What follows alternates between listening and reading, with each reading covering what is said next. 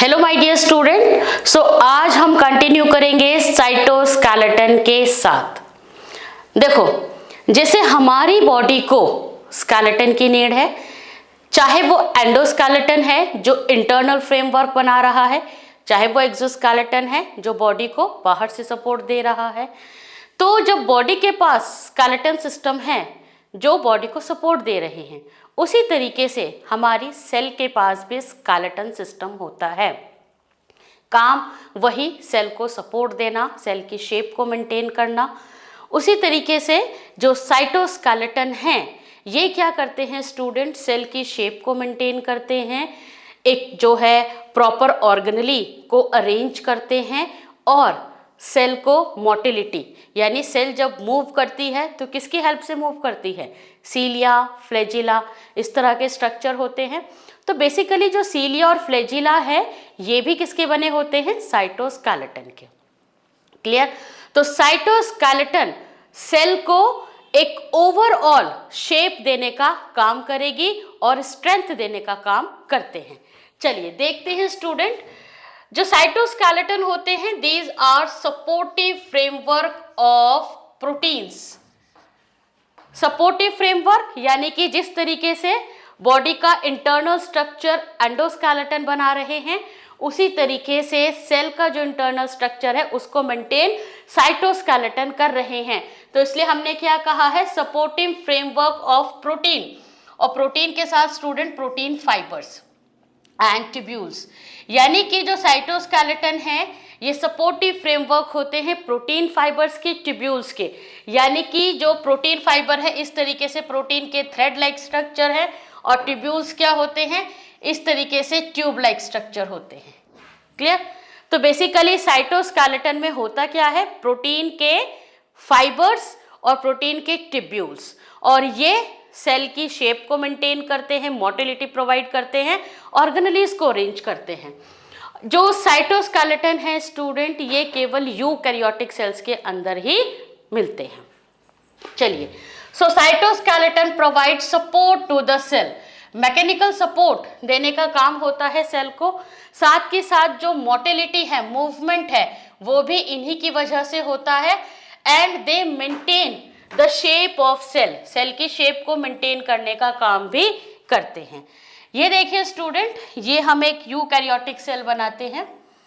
तो देखो जो यूकैरियोटिक सेल है इसमें सीलिया, फ्लैजिला हो सकते हैं। तो जो सीलिया फ्लैजिला है मोटिलिटी के लिए, वो भी साइटोस्केलेटन के ही बने हुए होते हैं। देन ये जो सेल है इसके अंदर क्या है स्टूडेंट, न्यूक्लियस है, सेल ऑर्गेनेली हैं। क्लियर। साइटोप्लाज्म पे इस तरीके से सेल ऑर्गेनेली लगे हुए होते हैं।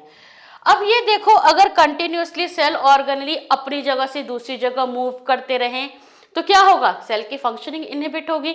तो इसीलिए साइटोस्केलेटन क्या करते हैं, एक नेटवर्क लाइक स्ट्रक्चर बना देते हैं और इन सेल ऑर्गेनेली को इन्हीं की जगह पर फिक्स कर देते हैं। तो साइटोस्केलेटन की वजह से जो हमारी सेल ऑर्गेनेली है साइटोप्लाज्म के अंदर, वो अपनी जगह पर फिक्स होती है। और जब ये फिक्स होंगी तो क्या होगा, सेल की शेप मेंटेन रहेगी।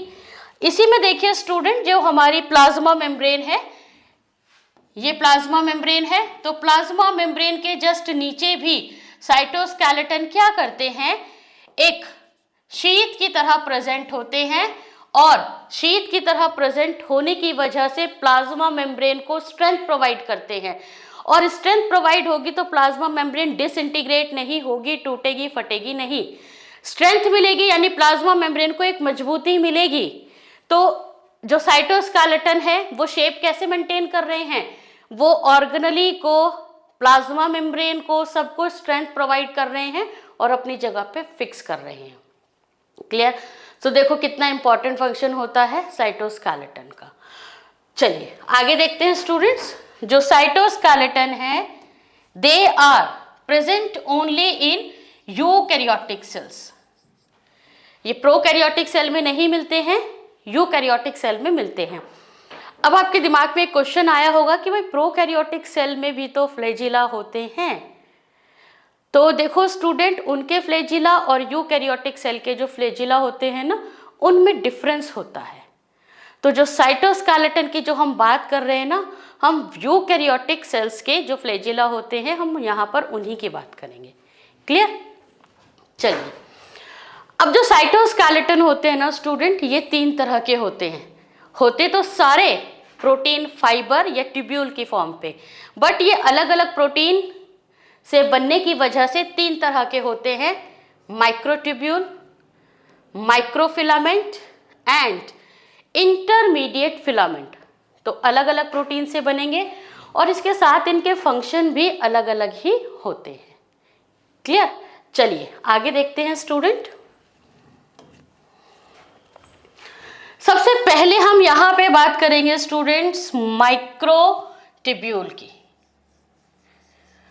सो देखो, जो माइक्रोट्यूब्यूल होते हैं ना, ये हॉलो स्ट्रक्चर होते हैं।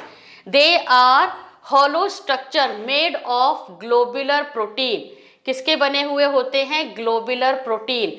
ग्लोबुलर प्रोटीन कैसी होती है स्टूडेंट? इस तरह की स्फेरिकल प्रोटीन होती है, सर्कुलर प्रोटीन होती है। और प्रोटीन कौन सी है? ट्यूबुलिन। तो बहुत इंपॉर्टेंट है, यहाँ पे आपको याद रखना है। क्या याद रखना है? कि जो माइक्रोट्यूब्यूल है वो एक ग्लोबुलर स्फेरिकल प्रोटीन के बने हुए होते हैं और प्रोटीन का नाम क्या है? ट्यूबुलिन। अब हमने कहा कि ये हॉलो स्ट्रक्चर है। तो स्टूडेंट, हॉलो स्ट्रक्चर किस तरीके से है? इस तरीके से ये हॉलो स्ट्रक्चर होते हैं। ये देखिए, क्लियर? इनका डायामीटर कितना होता है? दिस इज द डायामीटर, और ये डायामीटर कितना है? 250 आर्मस्ट्रॉन्ग। डायामीटर होता है स्टूडेंट इनका 250 आर्मस्ट्रॉन्ग। क्लियर? ट्यूबुलिन प्रोटीन जो है वो नॉन कॉन्ट्रैक्टाइल प्रोटीन होती है, यानी कि कॉन्ट्रैक्शन शो नहीं करती है। नॉन कॉन्ट्रैक्टाइल प्रोटीन है स्टूडेंट, और साइटोप्लाज्म पे डिस्ट्रीब्यूटेड होती है, यानी कि ये जो साइटोस्केलेटन बनाएगी वो कहाँ बनाएगी? साइटोप्लाज्म पे बनाएगी, न्यूक्लियस के अंदर नहीं होते हैं। क्लियर? देन जो माइक्रोट्यूब्यूल बनते हैं, हमें पता है किससे बनते हैं? They are made of tubulin protein. Microtubule बने हैं स्टूडेंट ट्यूबुलिन प्रोटीन से। अब ये जो ट्यूबुलिन प्रोटीन होती है ना, ये 2 तरह की होती है। कौन कौन सी? Alpha tubulin and beta tubulin. अब जो अल्फा और बीटा ट्यूबुलिन है, ये दोनों ज्वाइन करके माइक्रोट्यूब्यूल का स्ट्रक्चर बनाएंगी। माइक्रोट्यूब्यूल बने हैं ट्यूबुलिन प्रोटीन से। ट्यूबुलिन प्रोटीन 2 तरह की है, अल्फा एंड बीटा। दोनों ही आपस में मिलके माइक्रोट्यूब्यूल का स्ट्रक्चर बनाती हैं। ये देखो, ये है स्टूडेंट अल्फा ट्यूबुलिन और ये है बीटा ट्यूबुलिन। जब ये दोनों सब यूनिट अलग अलग रहती है ना, तो ये इनएक्टिवेटेड फॉर्म पे है। अभी ये दोनों इनएक्टिव प्रोटीन्स हैं। अब यहाँ पे एंजाइम आता है जीटीपी डिपेंडेंट काइनेज। कौन सा एंजाइम है? GTP dependent kinase. जहां पर भी काइनेज एंजाइम आएगा, इस एंजाइम का काम क्या होता है? फॉस्फोराइलेशन, यानी कि इसका काम होता है फॉस्फेट ग्रुप का ट्रांसफर करना। या तो ये यहां से फॉस्फेट ग्रुप को निकालेगा या ऐड करेगा। क्लियर? तो अब यहाँ पे क्या है? या तो फॉस्फेट ऐड होगा या फिर निकलेगा। तो ये जो यहाँ पे काम कर रहा है, अभी हमने कहा फॉस्फोराइलेशन, यानी फॉस्फेट को ऐड करने का काम कर रहा है। और ये जो फॉस्फेट यहाँ से लेगा, वो कहाँ से लेगा स्टूडेंट? जीटीपी से। तो जो एंजाइम है वो फॉस्फेट कहाँ से लेगा? जीटीपी से। इसीलिए इसको जीटीपी डिपेंडेंट काइनेज कहा है। क्लियर? अब ये जो फॉस्फेट है ना, ये फॉस्फेट ऐड होता है अल्फा बीटा पर। अब जैसे ही अल्फा और बीटा पर फॉस्फेट ग्रुप ऐड हुआ, तो ये क्या हो गई? एक्टिव। और एक्टिव होने की वजह से अल्फा बीटा आपस में ज्वाइन हो गई। क्लियर? तो देखो क्या हुआ, फॉस्फेट ग्रुप इनके ऊपर ऐड हुआ, तो अल्फा और बीटा आपस में क्या हो गई? ज्वाइन हो गई। और जब ये ज्वाइन हो गई तो इन्होंने क्या बनाया? डाइमर। तो ये स्ट्रक्चर बना स्टूडेंट डाइमर।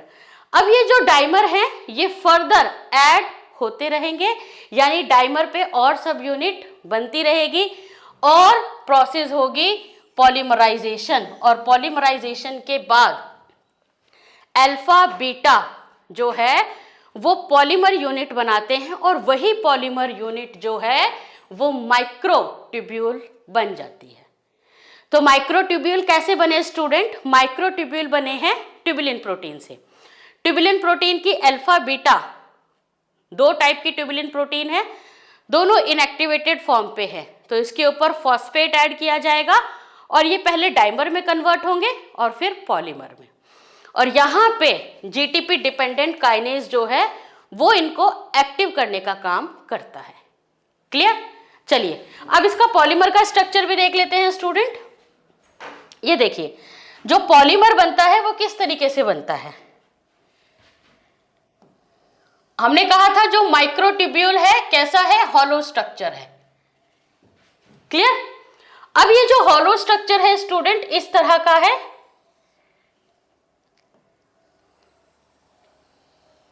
ये देखिए। अब इस पे लगे हुए हैं अल्फा बीटा ट्यूबुलिन की सब यूनिट, इस तरीके से लगी हुई है।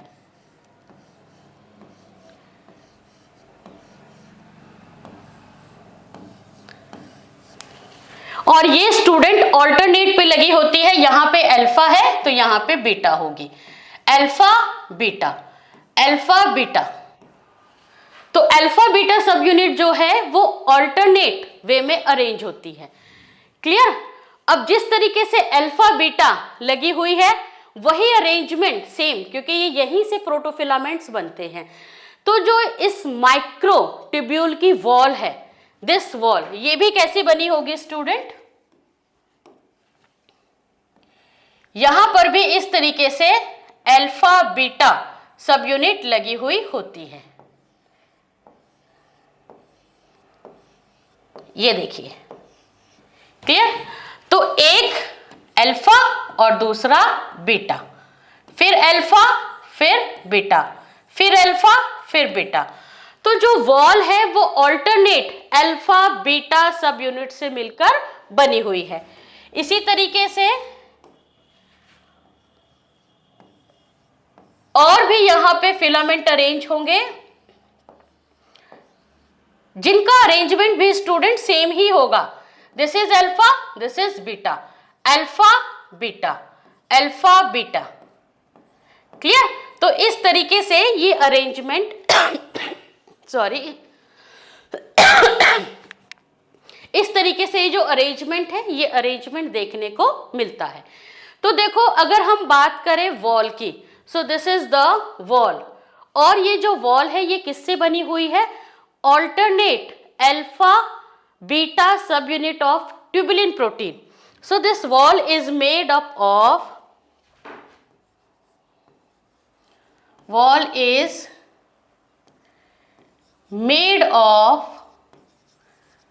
alpha and beta subunit of tubulin protein. Clear? अब इस वॉल में स्टूडेंट इस तरीके से आप लॉन्जिट्यूडनल स्ट्रैंड देख रहे हैं। एक स्ट्रैंड तो ये है स्टूडेंट, दूसरा ये है। तो इस तरह के 13 स्ट्रैंड होते हैं एक माइक्रोट्यूब्यूल की वॉल में, और इन 13 स्ट्रैंड को हम क्या कहते हैं? प्रोटोफिलामेंट।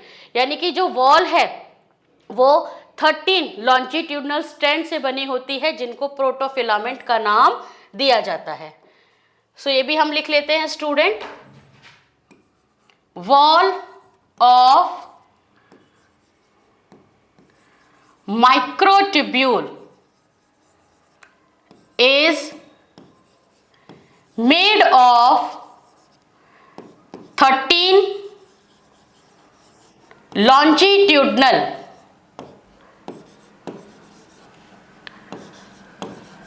प्रोटोफिलामेंट। क्लियर? तो ये फिक्स होते हैं स्टूडेंट कि ये जो लॉन्जिट्यूडनल फिलामेंट्स है ना, दीज आर 13। क्लियर? और 13 होने के बाद ये इस तरह का स्फेरिकल स्ट्रक्चर बनाते हैं। देखिए स्फेरिकल यानी कि ऊपर से देखेंगे तो हमें ये स्फेरिकल स्ट्रक्चर दिखेगा and this is the wall. होता ट्यूब लाइक है। क्लियर? तो जो इस वॉल पे आप देख रहे हो, इस वॉल पे क्या है, 13 प्रोटोफिलामेंट है और ये अंदर से क्या है, this is hollow. So hollow ऊपर से स्फेरिकल दिखेगा बट होता ट्यूब लाइक स्ट्रक्चर है। क्लियर? अब अगर आप इसमें देख रहे हो स्टूडेंट, तो ये देखो यहां से यहां तक का जो डायामीटर है दैट इज 250 आर्मस्ट्रॉन्ग। क्लियर? लेकिन अगर आप कोर पार्ट का डायमीटर देखो, वॉल को हम हटा दें, यहां से लेके यहां तक का जो डायमीटर होता है ना दैट इज 150 आर्मस्ट्रॉन्ग। तो ओवरऑल डायमीटर हमने वॉल के साथ लिया 250 आर्मस्ट्रॉन्ग, कोर का लिया 150 आर्मस्ट्रॉन्ग। क्लियर? तो आई होप कि जो माइक्रोट्यूब्यूल का स्ट्रक्चर है वो आपको क्लियर हुआ होगा। चलिए ये देखिए स्टूडेंट, माइक्रोट्यूब्यूल ऑर्गेनाइज सेंटर, यानी कि ये माइक्रोट्यूब्यूल का हमने स्ट्रक्चर पढ़ा।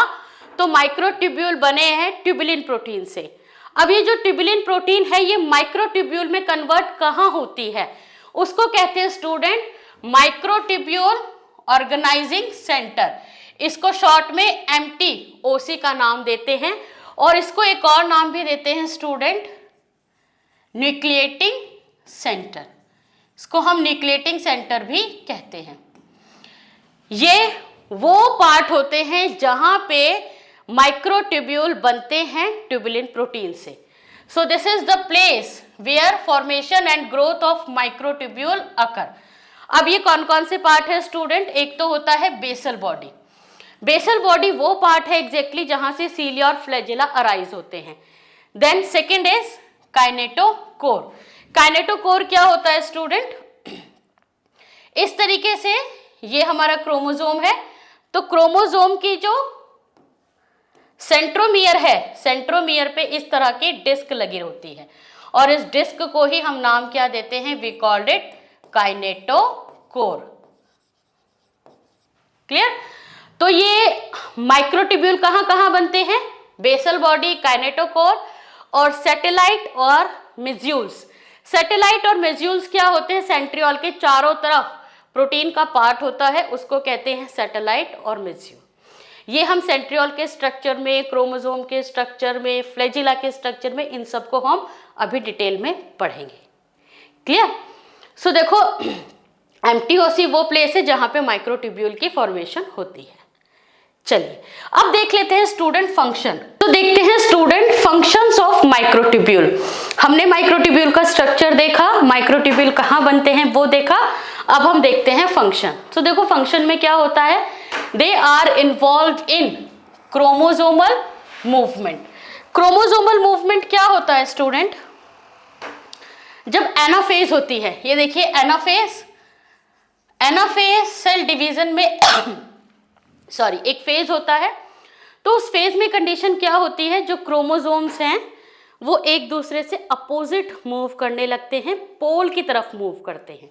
ये देखिए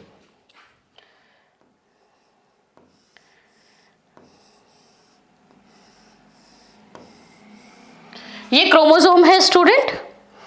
अब ये क्या है, एनाफेज में एक दूसरे से अपोजिट मूव करेंगे, दिस इज काइनेटोकोर। और काइनेटोकोर से जुड़े होते हैं क्या, स्पिंडल फाइबर, इस तरीके से। तो जो स्पिंडल फाइबर हैं वो दोनों क्रोमोसोम्स को बीच से सेपरेट करेंगे और ये अपोजिट पोल की तरफ मूव करने लगेंगे। तो ये जो स्पिंडल फाइबर होते हैं they are exactly made of microtubule. तो स्पिंडल फाइबर का काम क्या है, क्रोमोसोम को पोल की तरफ मूव करना, यानी movement of chromosome is actually due to microtubule. So condition क्या है देखो, anaphase chromatids moves towards both pole with the help of spindle fiber which are microtubule, जो क्या होते हैं, माइक्रोट्यूब्यूल होते हैं। यानी क्रोमोसोम एनाफेज में जो मूवमेंट शो करते हैं वो माइक्रोट्यूब्यूल की वजह से ही होता है। सो सीधी सी बात है, स्पिंडल एंड एस्टल रेज जो कि मूवमेंट में रोल प्ले करते हैं, they are made of microtubule. Clear. Next condition होती है student, they helps in cytokinesis in plants by forming cell plate. अब यहाँ पे स्टूडेंट कंफ्यूज हो जाते हैं कि भाई आपने तो बताया था सेल प्लेट तो गोल्जी बॉडी बना रही है वेसिकल्स की फॉर्मेशन करके। बिल्कुल सही बात है स्टूडेंट, यहाँ पे आप समझिए जो वेसिकल्स है वो गोल्जी बॉडी ही बना रही है, बट उन वेसिकल्स को कहाँ प्लेस्ड होना है उनकी लोकेशन डिसाइड करते हैं माइक्रोट्यूब्यूल। क्लियर। जैसे कोई मकान बनाना है तो मकान बनाने के लिए हमें क्या चाहिए, ब्रिक्स चाहिए, ईंट चाहिए। तो वो ईंट तो दे रही है गोल्जी बॉडी, लेकिन उस ईंट को कहाँ कहाँ फिक्स करना है वो डिसाइड कर रहे हैं माइक्रोट्यूब्यूल। तो जब ये सेल प्लांट सेल में स्टूडेंट जब साइटोकाइनेसिस होती है तो वेसिकल्स सेंटर पे एक्युमुलेट होती है और यही सेल प्लेट बनती है। तो बेसिकली इनको सेंटर की जो लोकेशन है वो लोकेशन फिक्स ही माइक्रोट्यूब्यूल करते हैं, स्कैफोल्ड बनाकर यहाँ पे फ्रेगमोप्लास्ट बनती है जिसको स्कैफोल्ड कहते हैं, यानी कि एक ढांचा तैयार होता है और उसी के ऊपर जो वेसिकल है वो फिक्स होती है। क्लियर। तो कहाँ पर सेल प्लेट बनेगी वो डिसाइड करते हैं माइक्रोट्यूब्यूल। तो आई थिंक अब आपको कंफ्यूजन नहीं रहेगा। चलिए, they help in cell movement. Cell movement में किस तरीके से हेल्प करते हैं, सीलिया फ्लैजिला किसके बने होते हैं, माइक्रोट्यूब्यूल के। उसके बाद स्टूडेंट जो इंट्रासेल्युलर ट्रांसपोर्ट है, इंट्रासेल्युलर ट्रांसपोर्ट में भी माइक्रोट्यूब्यूल का इंपॉर्टेंट रोल रहता है। कैसे, जो वेसिकल्स है, मटेरियल जो बना, चाहे वो राइबोसोम्स में प्रोटीन्स बने, एंडोप्लाज्मिक रेटिकुलम पे फैट, जो भी चीजें आपकी बनती है उन सबको वेसिकल्स में क्या कर दिया जाता है, पैक कर दिया जाता है। उन वेसिकल्स को सेल के अंदर और सेल के बाहर जो ट्रांसपोर्ट करने का काम है वो माइक्रोट्यूब्यूल करते हैं, एंडोसाइटोसिस और एक्सोसाइटोसिस। क्लियर। चलिए, सो ये है स्टूडेंट माइक्रोट्यूब्यूल। चलिए आगे देखते हैं।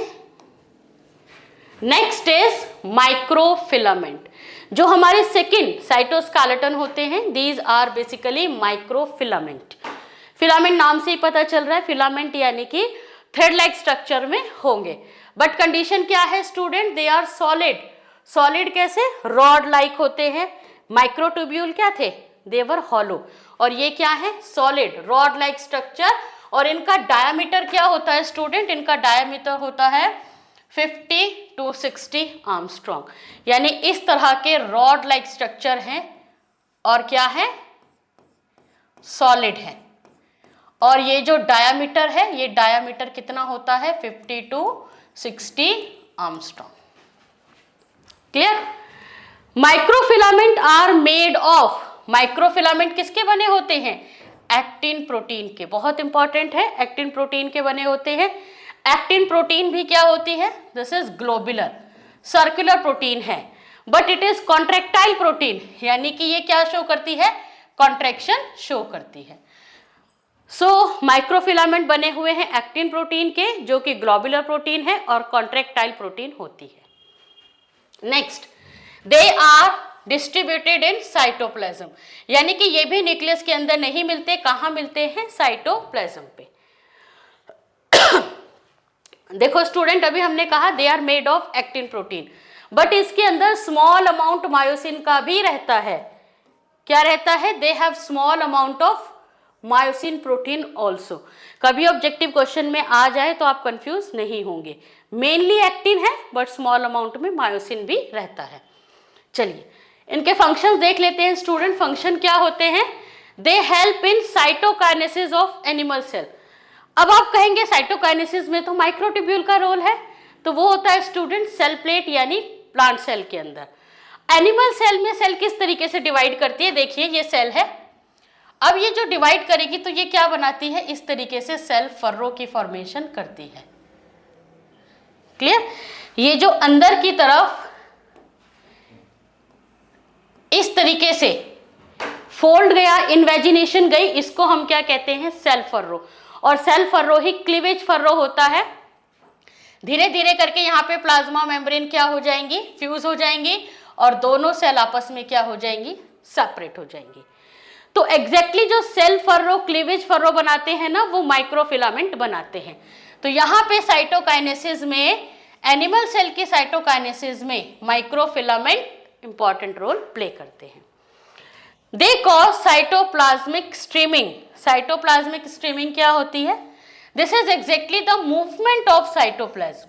साइटोप्लाज्म के मूवमेंट को हम क्या कहते हैं, साइटोप्लाज्मिक स्ट्रीमिंग। क्लियर? ये क्लॉकवाइज एंटी क्लॉकवाइज साइटोप्लाज्म जो है वो मूव करता रहेगा और उसके मूवमेंट में भी किसका रोल होता है, माइक्रोफिलामेंट का। अब देखो, आपने कहा था, आप कहोगे कि मैम आपने तो कहा था कि साइटोप्लाज्म जो है उसमें ऑर्गेनेल फिक्स होते हैं। देखो, फिक्स होते हैं, फिक्स इसलिए होते हैं कि एक्सेस मूवमेंट ना हो। बट जो साइटोप्लाज्म है यूकैरियोटिक सेल में स्टूडेंट, वो थोड़ा बहुत मूवमेंट में रहेगा और उसी से तो जो लिविंग कैरेक्टर है सेल का वो पता चलता है। क्लियर? तो जो स्लाइटली मूवमेंट रहता है वो किसकी वजह से, माइक्रोफिलामेंट की वजह से। They provide support to the plasma membrane. ये देखो स्टूडेंट, इस तरह से प्लाज्मा मेम्ब्रेन होती है, ये प्लाज्मा मेम्ब्रेन है। तो प्लाज्मा मेम्ब्रेन लिपिड और प्रोटीन की बनी हुई मेम्ब्रेन है, तो मैकेनिकल स्ट्रेस की वजह से इट कैन डिसइंटीग्रेट। तो यहाँ पे जो माइक्रोफिलामेंट होते हैं ये इसके नीचे एक शीट की तरह प्रेजेंट होते हैं। क्लियर? सो माइक्रोफिलामेंट क्या करते हैं, माइक्रोफिलामेंट के लिए मैं क्या लिख रही हूं, MF। Microfilament arrange in sheath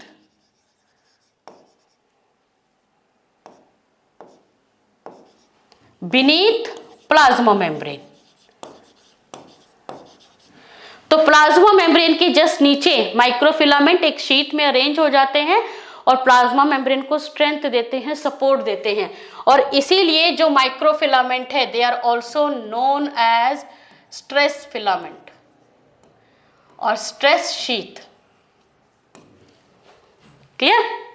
Then they are also involved in amoeboid movement। देखो अमीबा मूवमेंट कैसे करता है, with the help of the pseudopodia. तो ये जो अमीबा है इस तरह की सेल होती है जिसकी कोई पर्टिकुलर शेप नहीं होती है। अब ये क्या करता है, मूवमेंट करने के लिए इस तरीके से झूठ मूठ का जो पैर है वो बना लेता है। इसको हम क्या नाम देते हैं, सूडोपोडिया। एग्जैक्टली जो सूडोपोडिया फॉर्म होते हैं वो भी माइक्रोफिलामेंट की हेल्प से ही बनते हैं। इसलिए अमीबॉइड मूवमेंट में माइक्रोफिलामेंट का इंपॉर्टेंट रोल रहता है। Clear? Then during endocytosis they help in pinching off plasma membrane to form vesicles. ये देखिए स्टूडेंट, जब एंडोसाइटोसिस होती है, एंडोसाइटोसिस यानी कोई भी चीज जो सेल के अंदर मूव कर रही है,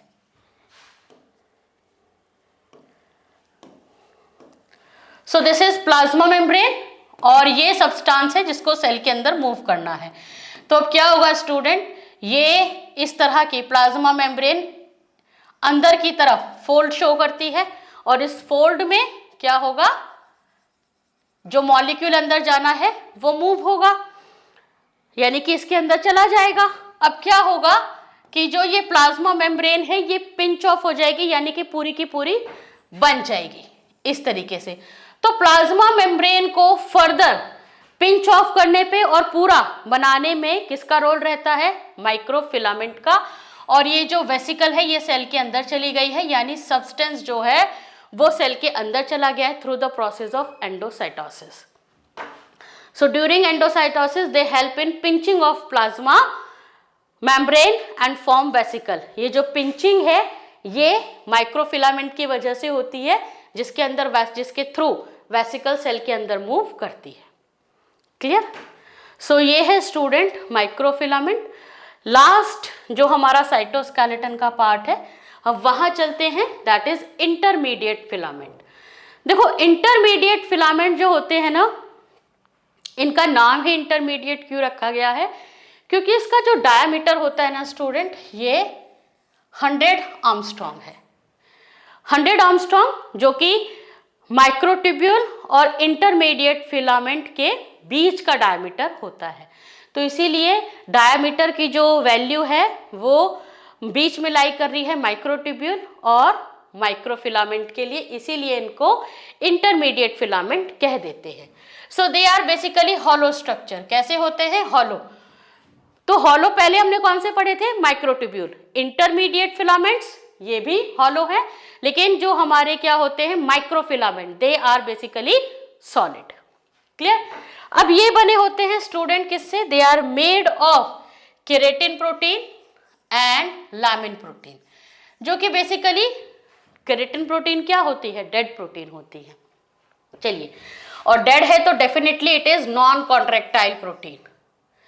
अब ये जो प्रोटीन है ये कहाँ कहाँ प्रेजेंट होती है, यानी जो इंटरमीडिएट फिलामेंट है वो साइटोप्लाज्म पे भी मिलेंगे and they are also present in nucleus, जबकि माइक्रोट्यूब्यूल और माइक्रोफिलामेंट दोनों कहाँ थे?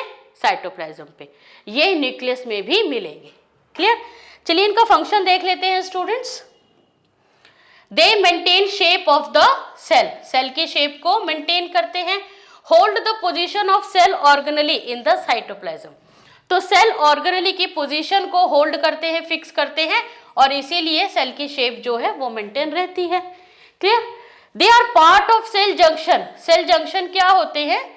एक सेल जब दूसरी सेल से कम्युनिकेट करने के लिए इस तरह के जंक्शंस, कनेक्टिंग पॉइंट बनाती है, तो उन जंक्शन में भी जो इंटरमीडिएट फिलामेंट है वो रोल प्ले करते हैं।